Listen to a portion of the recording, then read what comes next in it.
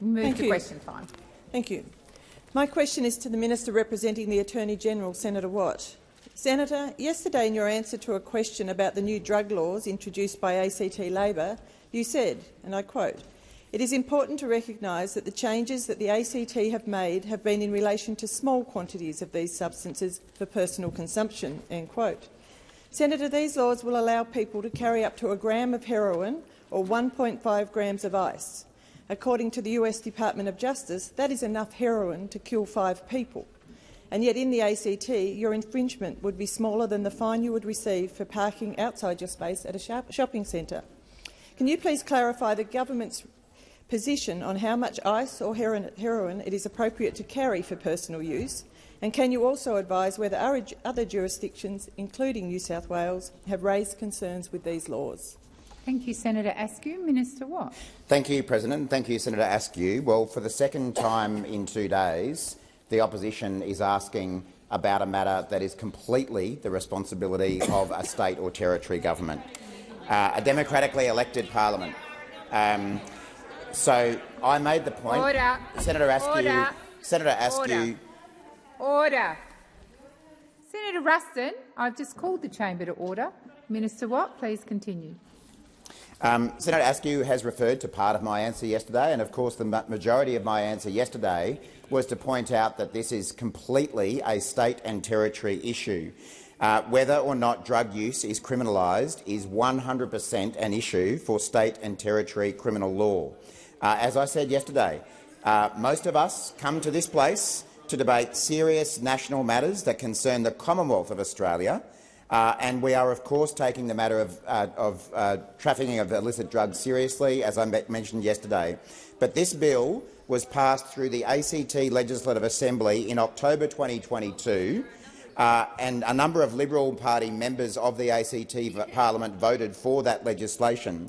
But most interestingly, this morning on the radio, the ACT Liberal leader, Elizabeth Lee, said, quote, "The Canberra Liberals will always stand up for territory rights, and I'm very concerned about any step to diminish that. I do not agree with this action taken by the federal coalition to seek to overturn legislation was passed by the ACT Assembly." So this stunt from the federal Liberal Party doesn't even have the support of the ACT Liberal Party. Did you pick up the phone and talk to the ACT Liberals before you decided to ask questions about this? Did you pick up the phone and talk to the ACT Liberals before you decided to introduce a stunt of a private senator's bill this morning? Your only party doesn't even support what you're doing. I mean, we know you don't have any ACT Liberals in the Senate anymore. You don't even have a Liberal Party member in the Senate anymore from the ACT. Minister Watt. Thank you, Minister Watt. Senator Askew, first supplementary. Thank you. Senator, as you are no doubt aware, the ACT criminal laws are applied in the Jervis Bay Territory, on some flights, and to Australian ships or Australians on foreign ships in some circumstances. Can the minister confirm police will need to enforce ACT Labor's drug charter in places outside the ACT, including ships and planes? Thank you, Senator Askew. Minister Watt. I'm not going to get into matters that are completely the responsibility of a state and territory government. And matters. Minister well, Watt, last time I looked, there weren't ships floating around the ACT, unless you're talking about Lake Burley Griffin. Resume your seat, Senator Birmingham. Thanks, President. On a point of order, the minister has just in the early stages gone to the "I'm not going to get into a state or territory matter" response yet again. Yet the specific question asked by Senator Askew went very directly to the impact on matters outside of ACT territorial boundaries and the impact on Australian ships, Australian planes and other areas of law enforcement. I ask you to draw the minister to the specifics of the question. I will draw the minister to the question. Thank you, Minister. What I can tell the Senate is that the Albanese government takes the border measures relating to the trafficking of illegal drugs extremely seriously, and I commend our Australian Border Force officers and the AFP for their hard work in ensuring that we keep as many of these substances out of Australia as possible. In fact, there has been an increased effort from the Australian Border Force on these matters. For the 2022-23 financial year, the ABF made 4,296 detections of cocaine at the border, with an estimated total weight of 4,769 kilograms. This represents— Minister Watt, please resume your seat. Senator Birmingham. President, a further point of order on direct relevance. I appreciate the minister is talking about Commonwealth enforcement in relation to drug trafficking.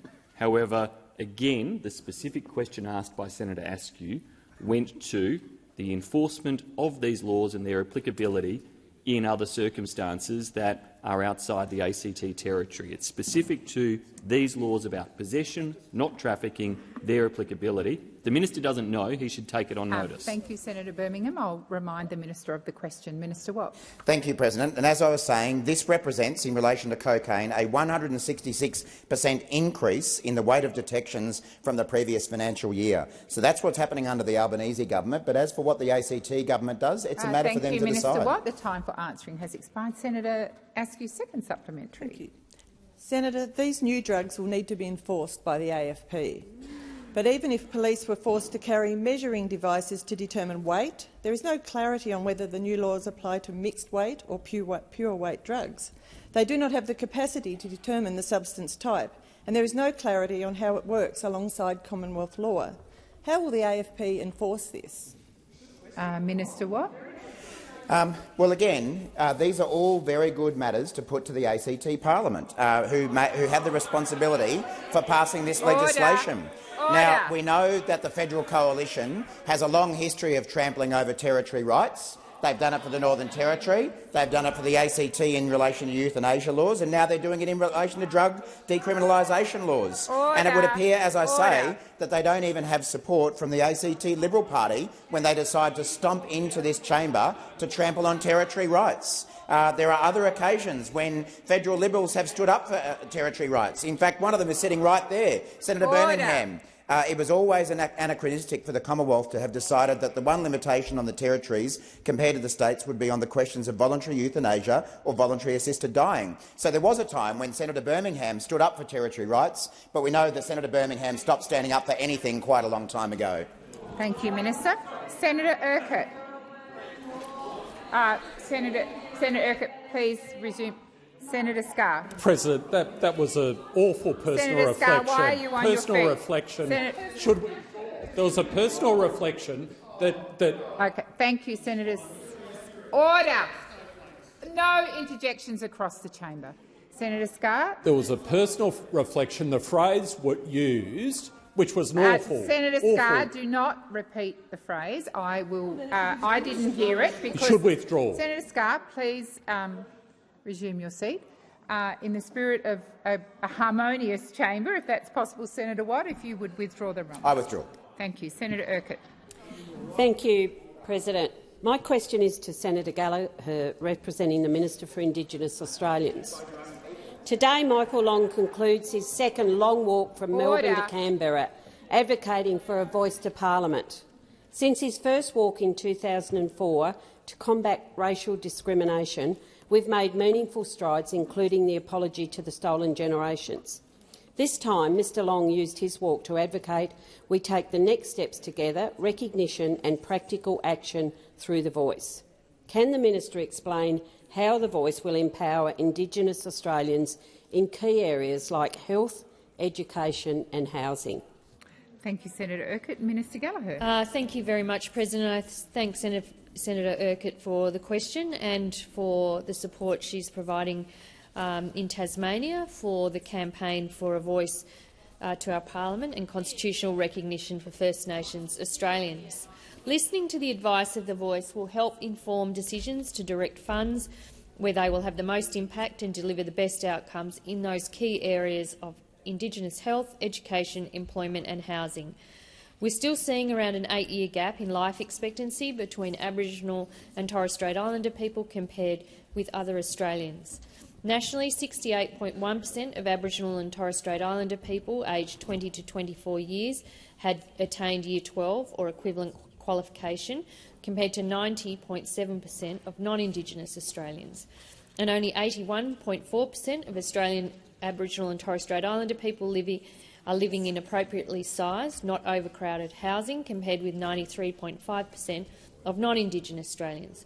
What we are doing now is not working, and it's time for us to walk a different path together as a nation, to change the structure of how we make decisions that affect Aboriginal and Torres Strait Islander people and then change the outcomes.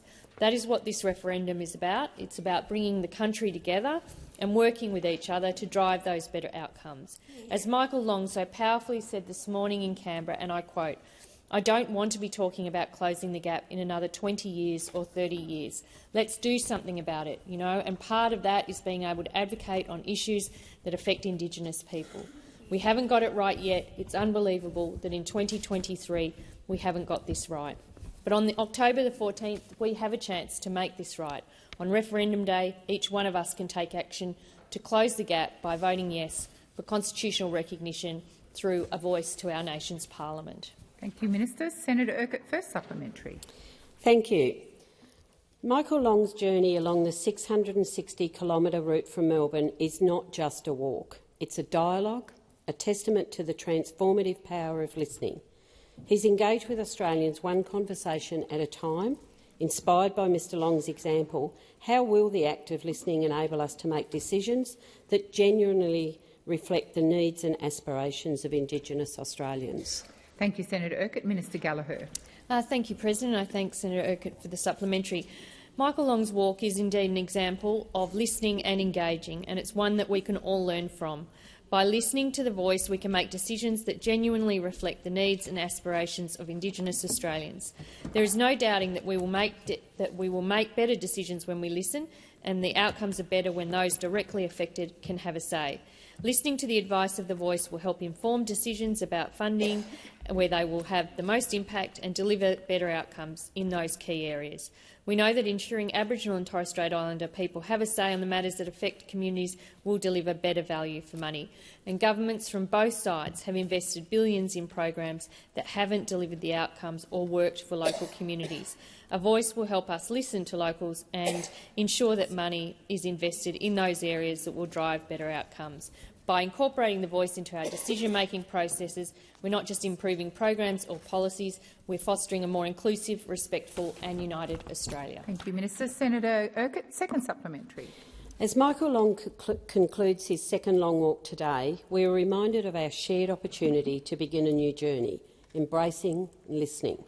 Minister, can you elaborate on how the voice will ensure Indigenous voices aren't just heard, but are central to decisions that shape a brighter, more inclusive future for all Australians? Minister Gallagher. Thank you, President, and thanks, Senator Urquhart. As Michael Long concluded his walk today, we are reminded that we have a shared opportunity for a fresh start. By embracing the voice, we're not just listening, we are acting. And in doing so, we are paving the way for a brighter, more harmonious future for everybody. We saw this in action this morning when representatives from across the political spectrum, including from members of the opposition, where they joined the Prime Minister and Michael Long in Canberra to walk for the voice. And we'll see this spirit of togetherness in action on Sunday when across Australia anyone is able to join their local community walk and walk in support of an Indigenous voice to Parliament. The reasons to vote yes are simple and compelling and really come down to those three main reasons: about respect, about recognition and finally about delivering better outcomes for First Nations people.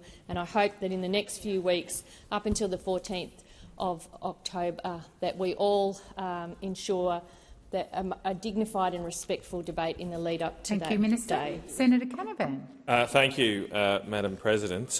My question is to the Minister representing the Prime Minister, Senator Farrell. Minister, given the widespread concerns about the Minister for Transport's decision to protect Qantas from additional competition by Qatar Airways, especially from those from Australian exporters in the tourism industry, is the government considering reviewing its decision on Qatar Airways? Minister Farrell. Thank you, President, and thank Senator Canavan for his question. The issue, of course, in this respect is an issue for the Minister for Transport, Minister Catherine King. She made the original decision to decline the offer of Qatar to increase its services, and of course she has a responsibility to determine whether any airline should be allowed extra slots in Australian airports. I have said on a number of occasions that if Qatar wanted to get some extra flights into Australia, of course they could come into Adelaide, and they've got one service a day. Yes, well, I'll take that intervention from Senator Birmingham. So could Qantas, and Qantas does not have a single international flight out of Adelaide, and haven't done so for 10 long years. And I would very much welcome additional flights from Qatar out of Adelaide, which they can do right now. They could do that right now, and I would also welcome any flights from Qantas.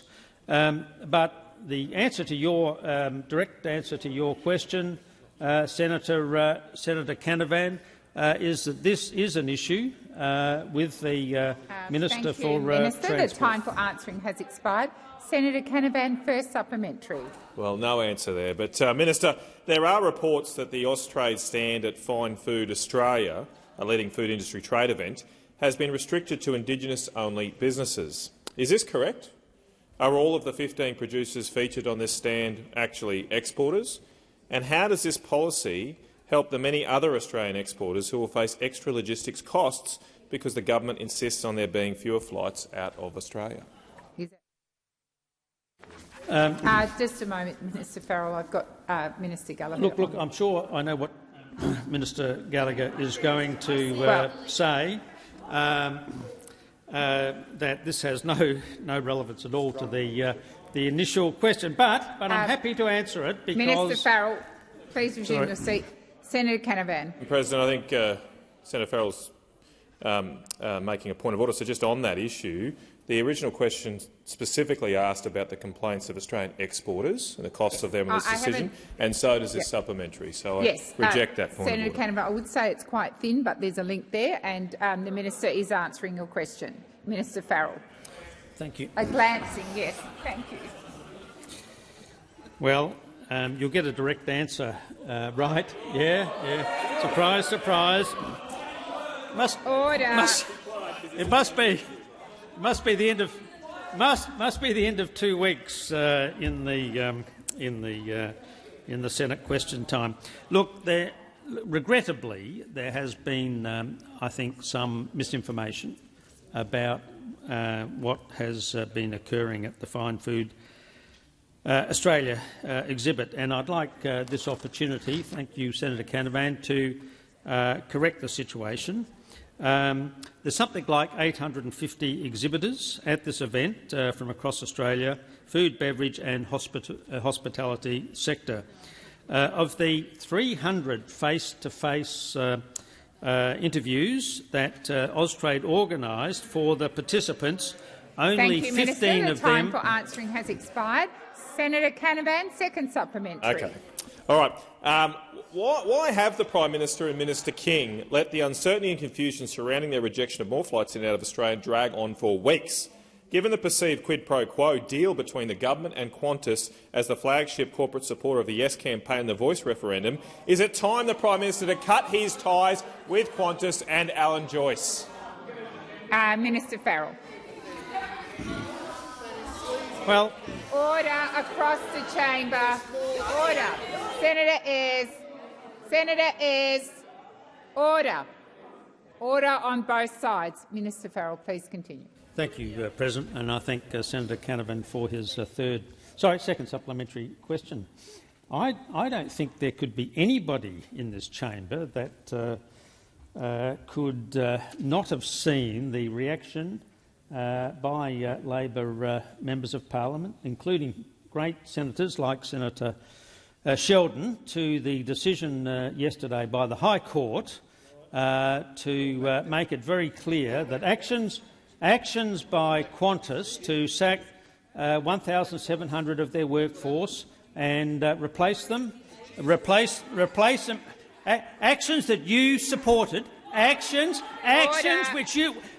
where you supported Qantas. I don't think anybody. Order on my right. Senator McKenzie, I remind you, you do not stand and then move to a point of order. You wait until I call you. Senator McKenzie. Point of order. Yes. Direct relevance. Senator Canavan's question was about cutting ties with Qantas as the Yes campaign flagship, given the High Court decision yesterday. I thank you, Senator McKenzie. The minister is being relevant to the question. Minister Farrell, please continue. Thank you, President. Look, it was your government that supported Qantas when they illegally sacked. Minister Farrell, the time for answering has expired. Senator Orman-Payne. Thank you, President. My question is to the Minister representing the Minister for Education, Minister Watt. Minister, this year more than 100,000 public school kids will graduate having never attended a public school that was funded to its minimum level of need. With underfunding meaning growing teacher shortages and declining NAPLAN results, will the government listen to students, parents and carers, unions and teachers, urgent calls for help to save our public schools and get them to 100% of their minimum funding requirement at the start of the next National School Reform Agreement? Thank you, Senator Orman-Payne. Minister Watt. Thank you, President, and thank you, Senator Orman-Payne. Senator Orman-Payne, I answer this question as a proud product of the public schooling system. My children attend the public schooling system.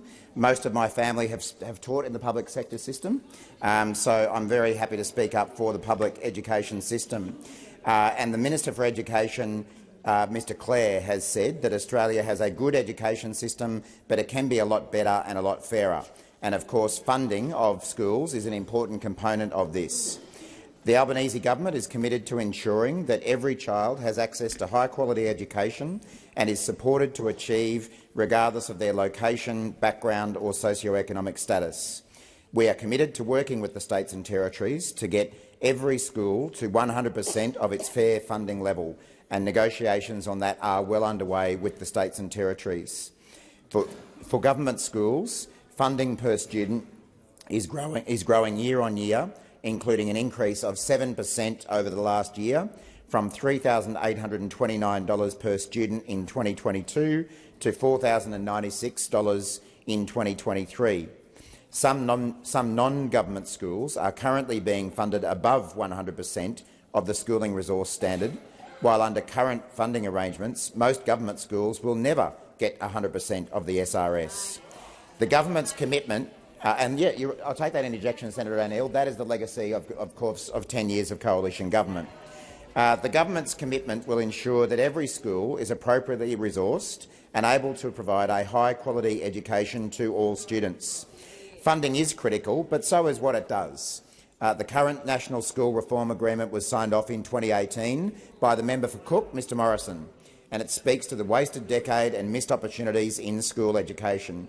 So, as I say, these matters are currently under negotiation with the states and territories, but the intent of the government is clear. Thank you, Minister. The time for answering has expired. Senator Orman-Payne, first supplementary. Minister, with only vague talk of a pathway to full funding sometime in the indeterminate future, has the government joined the opposition in consigning another generation of public school kids to a further decade of underfunding, permanently baking in inequality into our education system?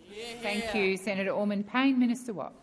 Well, I would have thought that the previous answer I gave showed that our approach is completely different to that of the coalition government.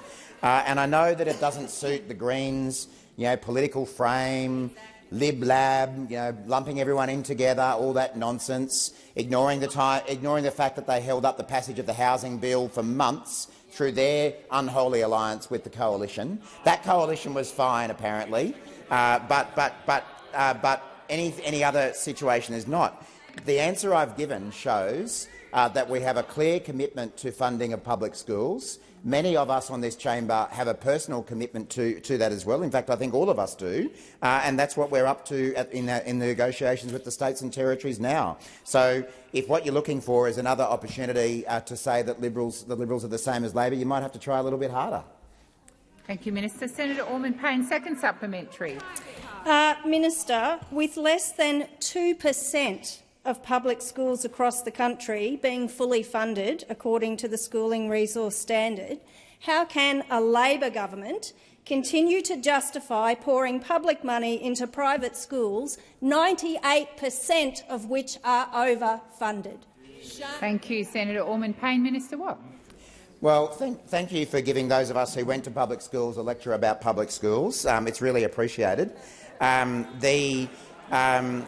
But as I say, the Albanese government's commitment to public schools is obvious and is already apparent from the work that we've been doing since we came to office, and of course to all schools. We acknowledge that parents have the right to choose the education system that suits their family circumstances best, but we do want to make sure that all schools receive adequate funding. Please resume your seat. Senator Orman-Payne. Point of order, President. My question went very directly to a time frame, and the minister has not given a time frame in any of his answers to my questions. It broadly went there, but it also went to the funding, how funding is distributed. The minister is being relevant. Minister. Thank you, President. Well, I know in the Greens' magical world that never involves actually being in government, you can click your fingers and fix things straight away. We see that repeatedly from the Greens. But if you actually ever have the opportunity to be in government, what you would know is that these things have to be negotiated with states and territory governments because they actually deliver the schooling system. I know that's a detail that will never trouble you, given you will never actually be in government and never have any responsibility. But we're getting on with the job. The time for answering has expired. Senator O'Neill. Sorry. Thank you very much, President. My question is to the Minister for Trade and Tourism, Senator Farrell. The first shipment of raw sugar from Australia to United Kingdom under a new bilateral free trade agreement arrived in London last week. Before the United Kingdom joined the EU in 1973, the UK was a major market for Australian sugar. But after the UK joined the EU, Australian sugar exports were crushed because of incredibly high import tariffs. Last week's arrival of the 33,000 metric tonne sugar shipment marked the reopening of a valuable market for Australian sugar producers and exporters.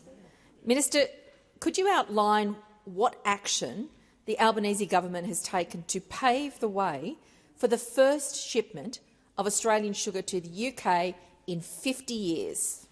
Minister Farrell. You're a Labor government. Thank you, President. And can I thank Senator O'Neill for her question in respect of this the sugar exports, and I know the state of New South Wales is one of the states which produces the finest sugar in the world.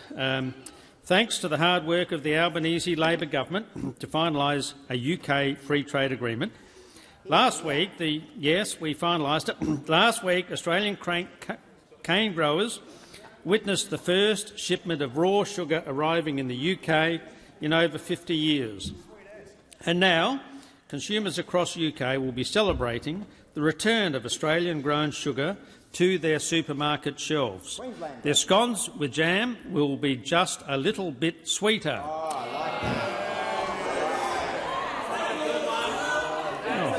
Go easy. Order. Calm down. Calm down. Order.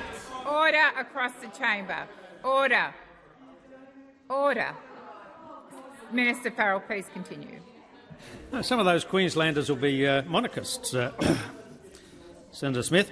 Prior to the Albanese government implementing Australia's trade agreement with the UK, Australian sugar exports faced extremely high import tariffs.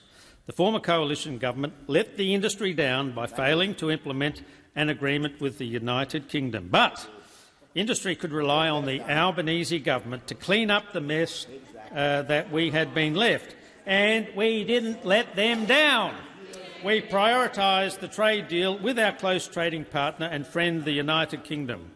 And the first shipment of tariff-free sugar to the UK market last week is proof that the trade agreement is delivering real, practical benefits for Australian farmers and workers, like those heralding from the great state of Queensland and represented by cane growers organisation, who I met with yesterday. But the Senate can be assured that Australian sugar industry isn't the only industry Thank you, where Minister. The time for answering has expired. Senator O'Neill, first supplementary. Thank you very much, President. The Australia-United Kingdom Free Trade Agreement is considered a gold standard trade deal.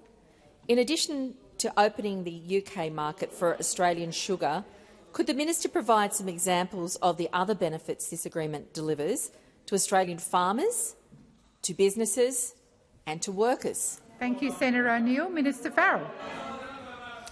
Thank you, President, and thank you, Senator O'Neill, for your first supplementary question. And yes, I can provide that information to you because our trade deal with the United Kingdom is a gold standard free trade agreement. It delivers for Australian farmers, businesses and workers by removing import tariffs on over 99% of our $10 billion two-way trade in goods with the United Kingdom.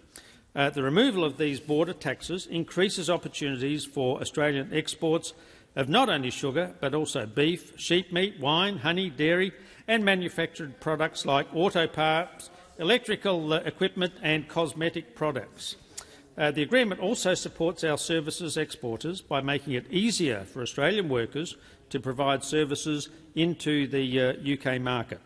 The Albanese government has delivered a great deal that provides unprecedented benefits for all Australians, creating more higher-paying jobs and commercial opportunities. Thank you, Minister. Senator O'Neill, second supplementary. Thank you for that uplifting response, Minister. The implementation of free trade agreements is an important element of the government's trade diversification agenda. Could the minister outline what resources are available to Australian farmers and businesses to seize the opportunities delivered under the Australia-United Kingdom Free Trade Agreement? Thank you, Senator O'Neill. Minister Farrell. Thank you, President, and thank Senator O'Neill for her second supplementary question. And yes, I can answer that question for you, Senator O'Neill, because the Albanese Labor government is supporting Australian businesses to enter or expand in the UK market through a range of export services. Examples of support for Australian exporters to make the most of the UK Free Trade Agreement include free practical assistance from Austrade Trade Start Network to develop export strategies and find valuable contacts in the United Kingdom, including through business missions and trade shows. The financial assistance through the Export Market Development Grants Program to help eligible Australian businesses to get a foothold in the United Kingdom market. Opportunities to participate in the London Landing Pad, where innovative Australian technology companies can scale up into the UK market. These are some of the ways that the Albanese government is helping exporters. Thank you, Minister. The time for answering has expired. Senator Tyrrell. Thank you, President. My question is for the Minister representing the Minister for Health, Senator Gallagher. Today is Are You OK Day. We're telling people to have open and honest conversations about their mental health and to reach out if they need to speak to a professional. But when Tasmanians do reach out for professional help, they're put on a waiting list for up to 8 months. There just aren't enough psychologists around to fill the demand for their services. What is the government doing to address the critical workforce shortages in the mental health sector that are currently preventing Tasmanians from getting timely access to care? Thank you, Senator Tyrrell. Minister Gallagher.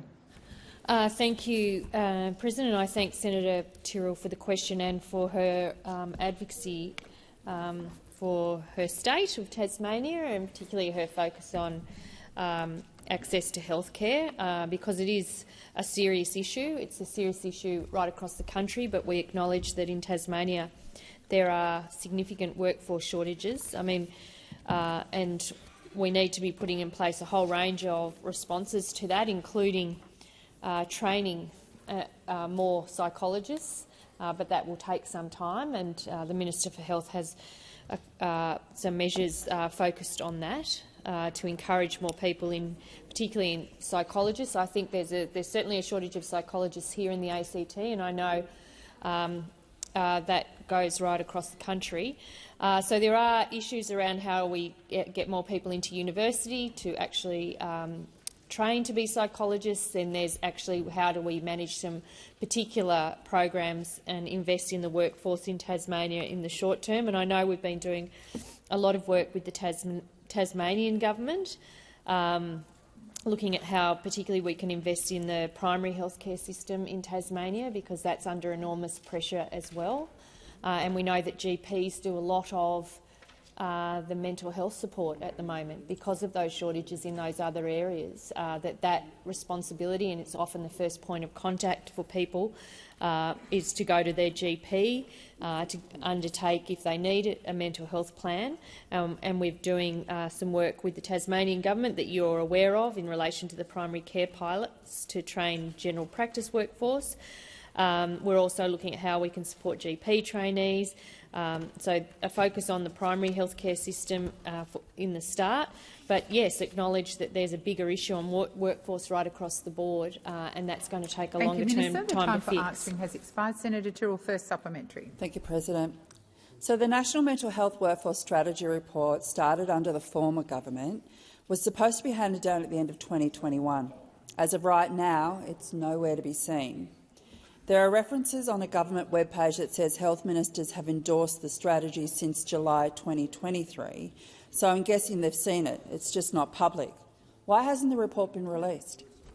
Minister Gallagher. Thank you, President. I don't actually have any information on that, Senator Tyrrell, so I am happy to undertake, and perhaps in the interim, as we won't be sitting for the Minister for Health, to respond to that directly to you. I know that there has been a huge amount of work being done through health ministers on health workforce. One of the issues was that we had in place before it was abolished, I think, by Peter Dutton, was we had Health Workforce Australia, was an independent body that did the planning around what workforce we need and how to get there over the long term. But unfortunately, that body was established. Not a lot was done in the meantime, and now we are trying to work with states and territories not only to deliver the workers they need right now, but invest in the chain for the future, and that includes looking at how we utilise international workers right across the board. But I will undertake for the Health Minister to respond to you on the specifics. And Minister, I just remind you to refer to those in the other place by their correct titles.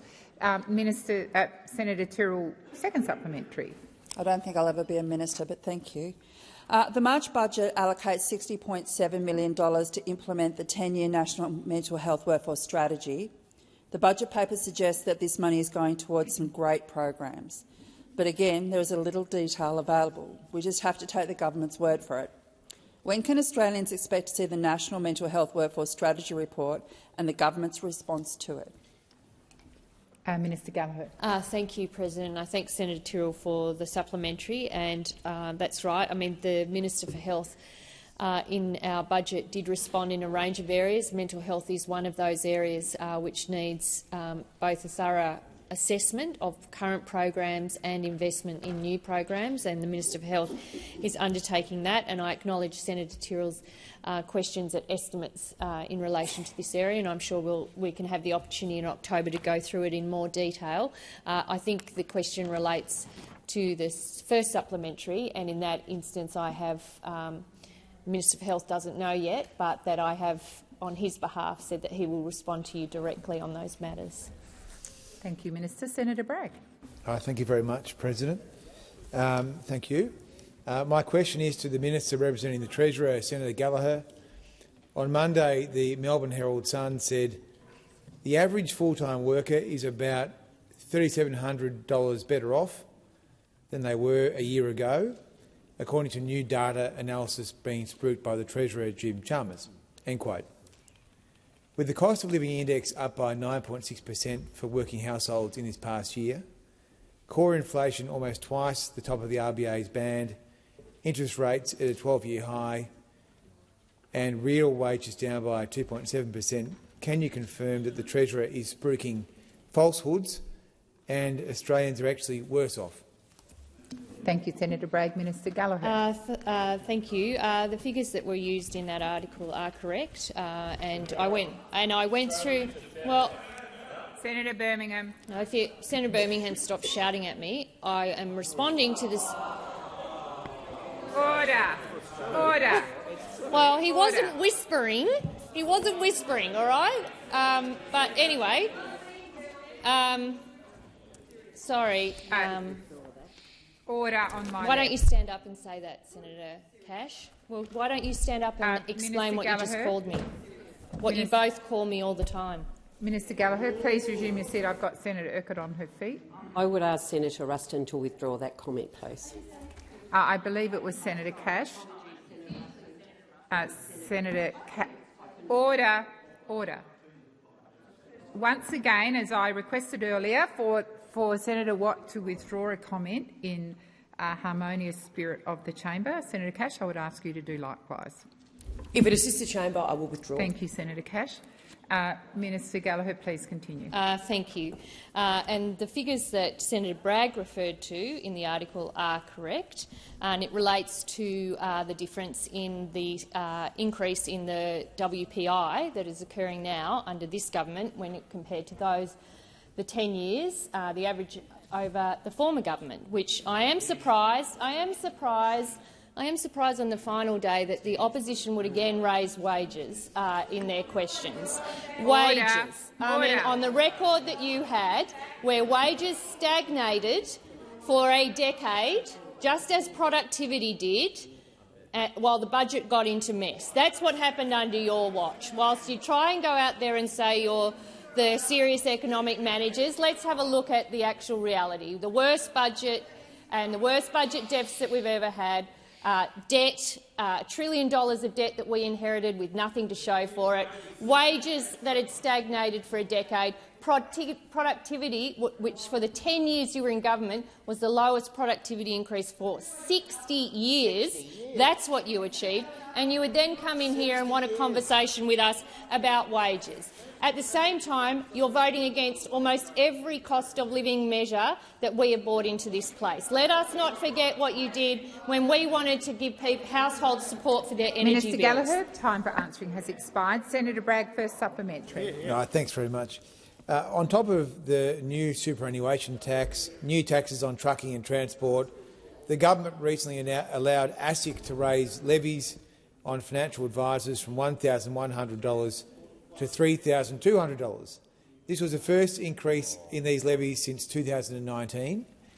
During a cost of living crisis, why is the Labor Party making it harder for Australians to access quality financial advice? Thank you, Senator Bragg. Minister Gallagher. Thank you. Well, my recollection of that, of the funding in that part of ASIC is that it is essentially self-funding or cost recovered, and that is something that the opposition had supported. So now you're telling me that that's not the case, is it? Is that the question that you put to me today? Is that in order to adequately fund and resource ASIC, and that the financial advisors, that is recouped through fees from financial advice, as it is through APRA and other national regulators, that you are now walking away from that position as well, right? So that it's not going to be self-funded, in which case it would come as a cost to the budget, because presumably you would want ASIC appropriately funded in order to regulate the financial system. I would have thought that that is something that we agree on. But I'm not going to take a lecture from those opposite when they have opposed cheaper medicines, they've opposed the energy bill relief, they have opposed extra investment in housing. Thank you, Minister. On everything you say no. Has expired. Senator Bragg, second supplementary. Thanks. Thank you very much. The average family's mortgage repayments are up approximately $22,000 since Labor came to government, with energy bills up by more than 15% and heading to increases of 25%.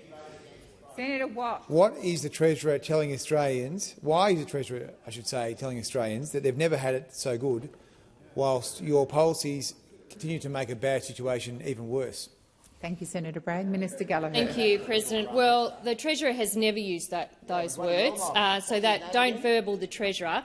And in terms of the cost of living measures, it is our priority focus to look at how we can support cost of living relief without adding to the inflation problem in the economy. And that's why we've invested in cheaper medicines. That's why we've invested in cheaper childcare. That's why we're expanding paid parental leave. That's why we're getting wages moving, which is the first question. That's why we're investing in more affordable housing, which you voted about 14 times this week to oppose. That is the action that you've taken when we look at cost of living measures. The stronger safety net, when we've looked at rent assistance, job seeker, parenting payment increase, energy bill relief plan, fee-free TAFE places. These are all focused cost of living measures that support the growth in the economy, that support the productive capacity of the economy without adding to the inflation problem. Thank you, Minister. Senator Van. Thank you, President. My question is to the Senator representing the Minister for Small Business, Minister Gallagher. Minister, operating a franchise in Australia is almost impossible when we have legislation that allows franchisors to change the rules as they please. The recent decision handed down by Justice Beach in the Mercedes-Benz dealers case has exposed significant flaws in our current franchising code. Does the government acknowledge that the current franchising code allows for exploitation of franchisees? Thank you, Senator Van. Minister Gallagher. Thank you, President, and I thank Senator Van for the question. And we do acknowledge that the franchising sector plays an important role in our economy. And we have also acknowledged the need to do an independent review of the franchising code of conduct. This falls under the portfolio of the Minister for Small Business, and she has appointed a small business expert, Dr Shaper, to conduct this review. And that review, I think, will assist essentially in getting to the heart of the question that you asked, which is around how is the franchising code working. I understand that consultations have already begun through that work and that the sector is engaged on it, and we look forward to working with Dr Shaper as this review is undertaken. In the meantime, we are doing, of course, a range of measures to support small business, including franchisees, which help, whether it be through our small business energy incentive relief, whether it be through our energy bill relief, and of course, I think this week introduced into the parliament the instant asset write-off for $20,000 for small business. And I'm working with my colleagues Senator Husick and Senator Collins on ways to ensure the procurement rules support small business and the important role it plays in the economy. Senator Van, first supplementary. Thank you. Minister, franchisees are not just workers in their business, they are investors and shareholders. Will the government undertake a thorough review of all legislation, not just the code, to ensure that franchisees are adequately protected? Minister Gallagher.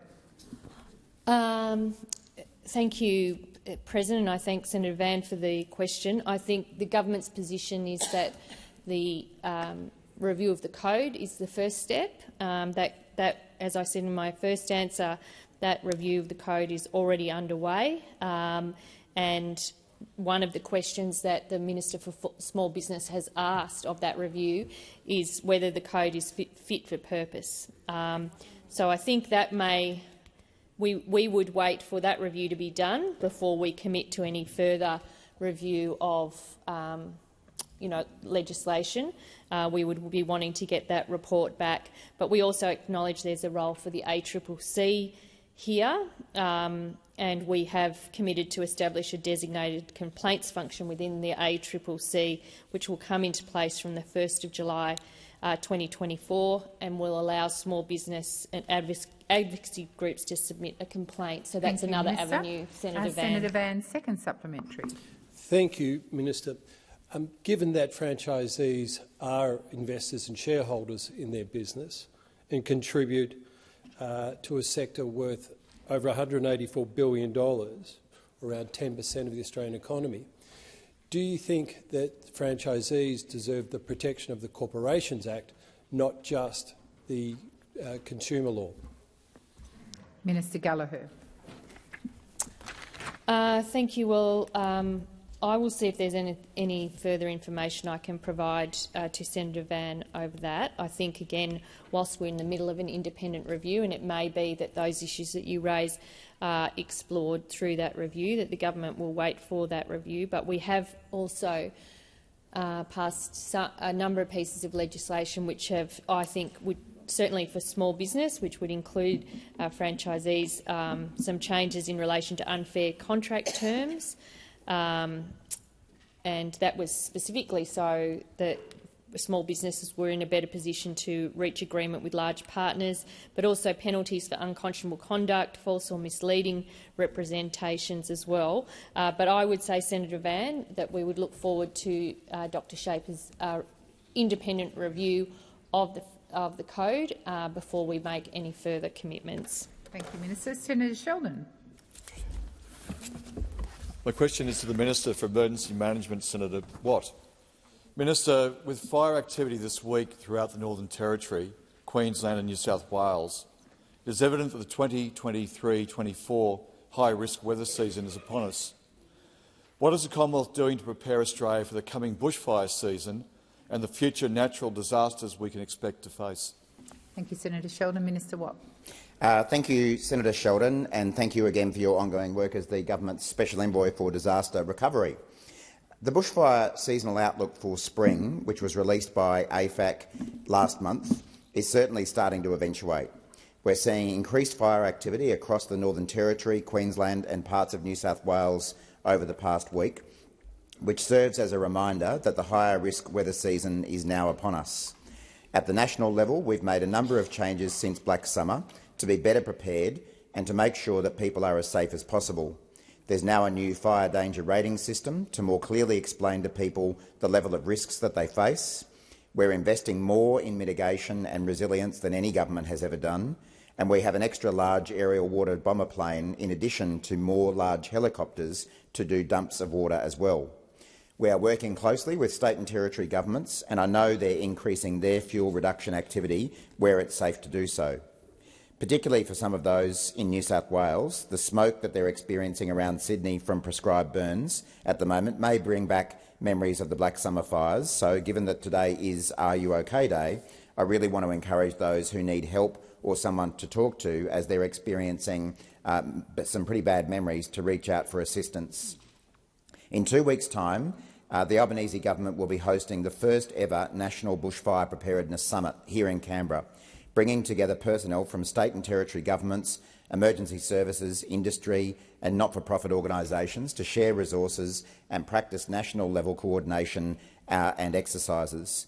This is on top of the usual high-risk weather season planning, which involves a range of exercises and briefings across all states and territories and with key stakeholder groups including media, First Nations groups and disability support organisations.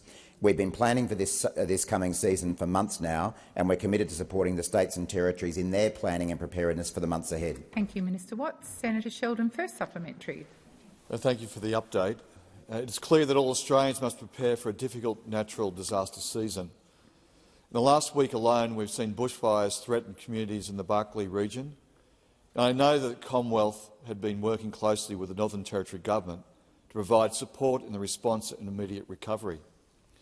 Can the Minister please update the Senate on what exactly is being done to support the Northern Territory in their response to these bushfires? Minister Watt.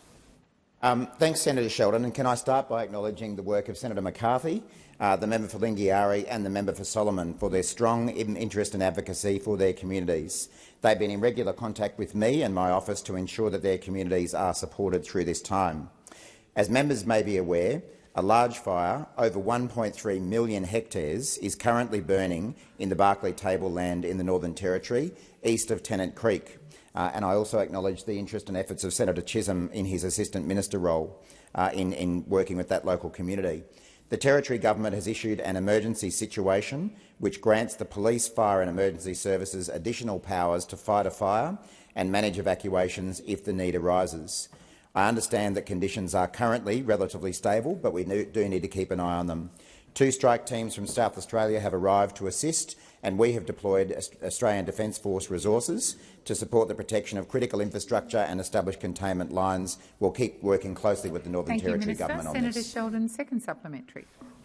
Thank you, Minister, for that update. And regarding the Northern Territory, can the Minister advise the Senate on any existing practices that have been proven to reduce the risks of bushfires?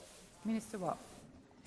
Thanks, Senator Sheldon. In addition to using the latest technology to fight fires, Australia's fire services are increasingly listening to traditional burning practices of our First People to help with preparedness. Yesterday, I joined the ACT Minister Mick Gentleman, along with Parks and Conservation, RFS and Caring for Country staff, and I was very pleased to meet Ngunnawal traditional custodian Brad Bell and his family and learn more about the role that Indigenous knowledge and cultural burning is playing in our fire preparation seasons. Coal burning is increasingly being used to prepare land for bushfires and reduce the fuel load which could burn if a fire came through. Brad was passionate about the joy that he and his family get from being able to share some of the knowledge that their ancestors have had for thousands of years, and that we as communities can learn about and apply in order to better prepare ourselves for fire seasons. Brad spoke about reducing water use by applying Indigenous techniques like cultural burning, as well as the benefits to land management. It's a practical example of what we get when we listen to our Indigenous people and deliver better results. Thank you, President. My question is to the Minister representing the Prime Minister, Senator Farrell. Last year, the Prime Minister promised cheaper electricity, cheaper mortgages, cheaper cost of living and better pay. But instead, Australians have been left with the highest interest rates in 12 years, real wage decline, skyrocketing inflation on fuel and groceries and crippling energy bills. Why are Australians paying the price of the Prime Minister's mismanagement and broken promises to lower costs? Thank you, Senator Colbeck. Minister Farrell. Thank you, President, and thank Senator Colbert for his question. And my recollection of my recollection, Order.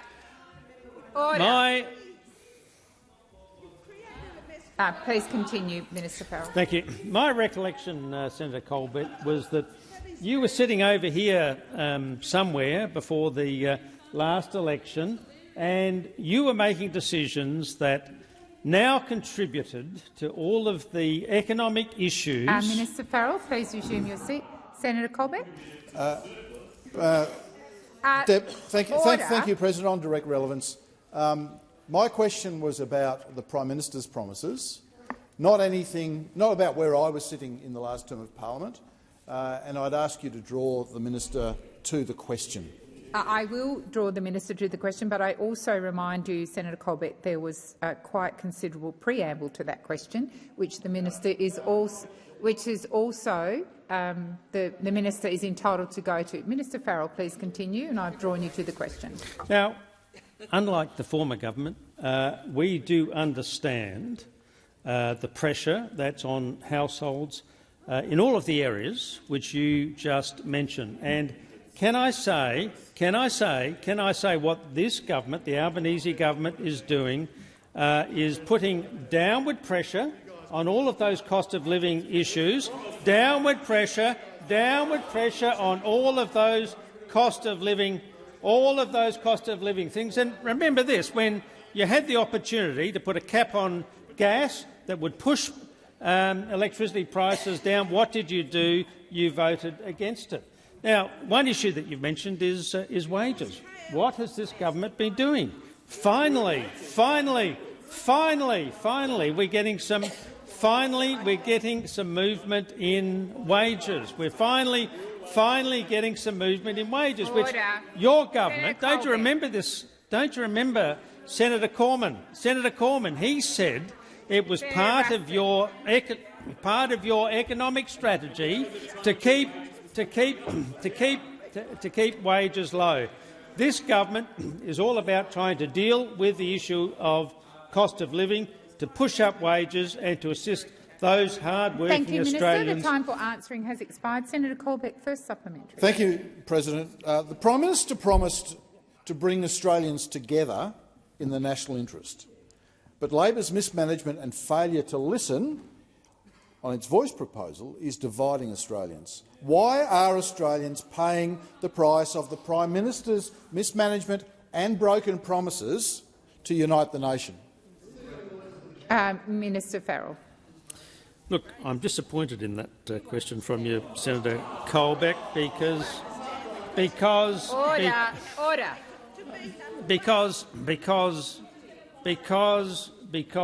this Prime Minister has gone out of his way to try and unite Australians by providing recognition for Indigenous Australians through a voice to this parliament. So I completely reject your proposition. But can I talk about some of the things that the Albanese government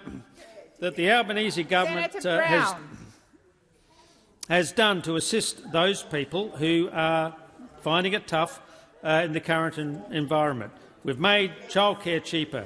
We're making medicines cheaper for historic investments in Medicare, pay rises for aged care workers and increasing in the minimum wage, delivering 480,000 fee-free TAFE positions. Thank you, Minister. The time for answering has expired. Senator Colbeck, second supplementary. Thank you, President. The Prime Minister promised that when he was elected there would be transparency, accountability and integrity.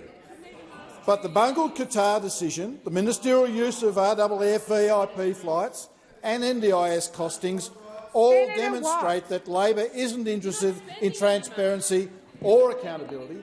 Why are Australians increasingly being kept in the dark because of the Prime Minister's mismanagement and broken promises? Thank you, Senator Colbeck. Before I call the Minister to answer the question, I'm going to remind senators. Senator Payne.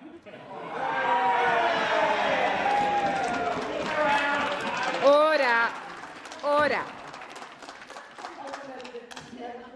Well, there's something in the standing orders against breaches of the Geneva Convention against torture by ministers not answering questions. Senator Payne, as I think this is your last day, we'll just allow that on the voices. But before I call the Minister seriously, the interjections across the chamber are disorderly and disrespectful. I ask all senators to listen in silence. Minister Farrell. President, and to the point of order, you won't have to do it anymore. But I completely reject the premise. I completely reject the premise of that. I completely reject the premise of that question. And what a cheek! What a cheek! You were sitting in the cabinet. You were sitting in the cabinet while Scott Morrison, the former Prime Minister, was acquiring ministry after ministry after ministry. He didn't even know. He didn't even know that Prime Minister Morrison was the real. Minister Farrell, Senator Colbeck. I am sorry to prolong Senator Payne's misery a little longer with another point of order, President, but I do so on direct relevance. My question was about the Prime Minister's broken promises, not about anything that happened in the previous parliament. Thank you, Senator Colbeck. I will remind the Minister of your question. Minister Farrell. I finished my answer, and I now ask that further questions be put on the notice.